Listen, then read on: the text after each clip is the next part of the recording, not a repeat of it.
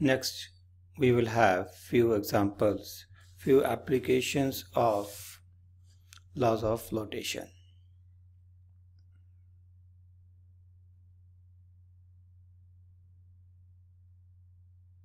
Few applications of laws of flotation. अच्छा, इसकी बढ़िया एग्जांपल्स में से हैं ह्यूमंस सी में इजीली स्विम करते हैं as compare to fresh water lake. Fresh water lake. ठीक है. Question is why. सी में क्या मिला हुआ है? साल्ट. सी का जो पानी है वो क्या है? सॉल्टी. सॉल्टी होने की वजह से density of sea water is greater than density of fresh water. अगर डेंसिटी ज़्यादा है, लिक्विड की डेंसिटी ज़्यादा है, तो इट मीन्स दैट अपथर्स्ट भी ज़्यादा होगी. अगर अपथर्स्ट ज़्यादा है तो हमें स्विम करना आसान हो जाएगा. द बेस्ट एग्जाम्पल है डेड सी. डेड सी के बारे में सुना है? डेड सी की खासियत क्या है कि यहाँ पे कोई फ्रेश वाटर नहीं आ रहा, कोई भी रिवर अब इस सी में नहीं गिरती. तो इस सी के पास जो पानी है वही है, बट वो पानी धीरे धीरे इवेपोरेट हो रहा है. पानी इवेपोरेट हो रहा है, साल्ट वहीं पे पड़े हैं, जिसकी वजह से लगातार इस सी की डेंसिटी, वाटर डेंसिटी लगातार इंक्रीज कर रही है. जिसकी वजह से होता क्या है कि इस समय डेंसिटी ऑफ जो सी वाटर है, डेड सी की बात कर रहा हूँ, वो ह्यूमन डेंसिटी से ज़्यादा है. इसलिए कोई भी आदमी को इस सी में तैरने के लिए कुछ फाइट नहीं करनी पड़ेगी. स्विमिंग उसको आनी ज़रूरी नहीं है. बस आराम से लेट जाओ, आपको अपथर्स्ट ही कैरी करेगी, आपके डूबने की कोई चांस नहीं है. कोई बंदा यहाँ पे आसानी से सुसाइड तो नहीं कर सकता भाई. हाँ, नाक उल्टा करके लेट जाए तो बात अलग है, लेकिन इन जनरल वो उसकी बॉडी हमेशा फ्लोट करती रहेगी. क्यों? क्योंकि density of sea water of dead sea is greater than density of human body. Fine.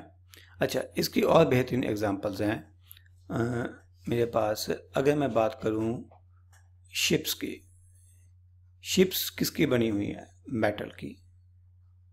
अब पंगा ये है, मेटल से आयरन की बनी हुई है. आयरन की डेंसिटी तो वाटर की डेंसिटी से बहुत ज़्यादा होती है, लगभग 8 गुना ज़्यादा होती है density of iron as compare to density of water. But इतनी बड़ी बड़ी कई हजार, कई 100 टन भारी शिप्स बड़ी आसानी से वाटर में फ्लोट करती हैं. इसका क्या चक्कर है भाई? अगर हम एक सुई पानी में डालते हैं वो डूब जाती है. सुई का मास जो है वो सिर्फ 2-4 ग्राम होगा, और उसके अगेंस्ट जो शिप है जिसका मास कई 100 टन हो सकता है, वो बड़े मज़े से फ्लोट करती है. What is the science behind this? Again, it is Archimedes' principle. You can say a typical design of a ship. In general ships ऐसे बनती हैं. अब होता क्या है कि शिप की जो मेटल है वो तो इसी हिस्से में है.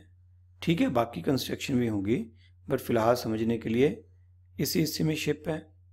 बट उसने इतनी जो एयर डिस्प्लेस की है वो ये डिस्प्लेस की है. ठीक है, यानी कि यहाँ पे क्या है? एयर. हमने इस शिप को पानी में डाला. जब शिप को पानी में डाला तो समझो इतने हिस्से तक का पानी आ गया, शिप थोड़ा सा हिस्सा बाहर आ, बाकी सारे हिस्से में क्या आ गया? पानी आ गया. अब आर्किमिडीज प्रिंसिपल के हिसाब से उसे ये थोड़ी देखना है कि बीच में क्या है, उसको सिर्फ ये देखना है कि कितनी लिक्विड की अमाउंट यहाँ पर डिस्प्लेस हुई है.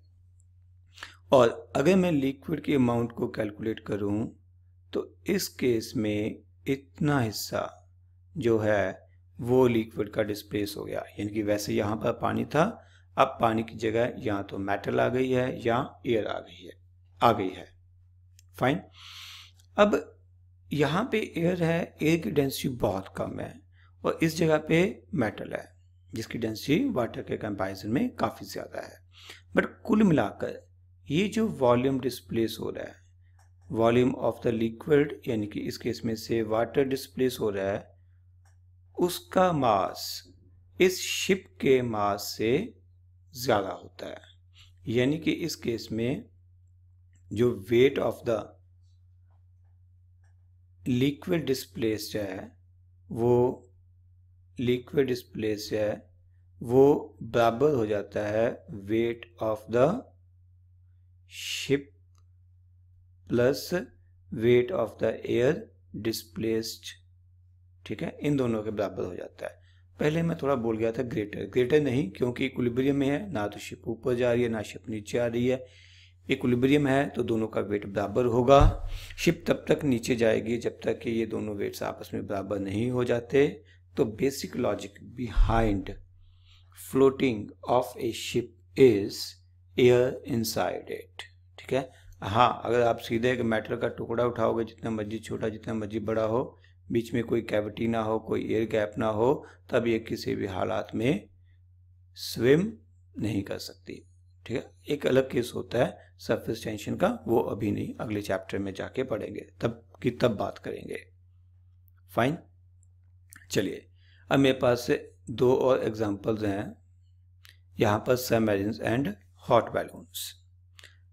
सबमरीन्स में बड़ा ज़बरदस्त जुगाड़ होता है, जब चाहे वो पानी के अंदर चली जाती हैं और जब चाहे पानी के बाहर भी आ जाती हैं। कभी डूबने वाली कंडीशन में होती है और कभी फ्लोट करने वाली कंडीशन में। तो what is the logic behind? देखो भैया, सबमरीन्स में होता क्या है कि इनके अंदर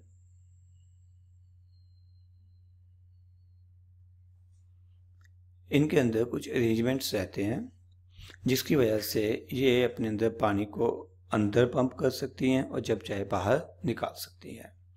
जब इनको सी के नीचे जाना होता है, यानी कि इनको छिपना होता है, तो पंप्स खोल दिए जाते हैं, या समझ लो क्या कहते हैं, वाल्व्स खोल दिए जाते हैं और सी वाटर जो है वो इनके कुछ टैंक्स में भरता है तो इसका वेट बढ़ जाता है। वेट बढ़ने की वजह से एयर डिस्प्लेस कम हो जाती है, तो ये सी के अंदर चले जाते हैं। तब भी ये सिंक नहीं करते, तब भी ये फ्लोटिंग कंडीशन में होते हैं।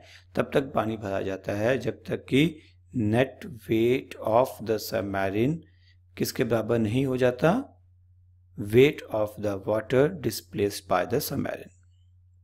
ठीक है, और जब सबमरीन को बाहर आना है तो इसके अंदर लगे बड़े बड़े पंप्स उस पानी को वापस समुद्र में डाल देते हैं।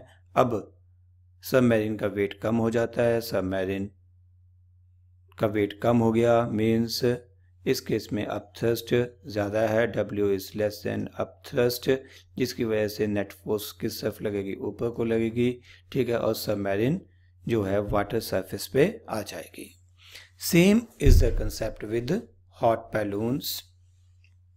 देखो बेटा, इन सब में भी यही फंडा है। यहाँ पे सिर्फ इतनी जगह है जो कि बेसिकली हमारा लोड है, जिसमें लोग बैठे हुए हैं, जिसमें लगेज लोड सब कुछ यहीं पे है। इस पूरे हिस्से में क्या भरा हुआ है, एयर। ठीक है, इनफैक्ट वो हॉट एयर होनी चाहिए। ठीक है, हॉट एयर हो सकती है या ऐसी एयर जिसकी डेंसिटी एयर की डेंसिटी से कम है, जैसे से जस्ट हाइड्रोजन और हीलियम। ठीक है, हालांकि इनकी प्रॉपर्टीज क्या हैं वो सब हम यहाँ बात नहीं करेंगे, क्या लफड़े हो सकते हैं। तो कुछ गैस यहाँ पे भरी हुई है। अब इनकी डेंसिटी एयर की डेंसिटी से थोड़ी सी कम है।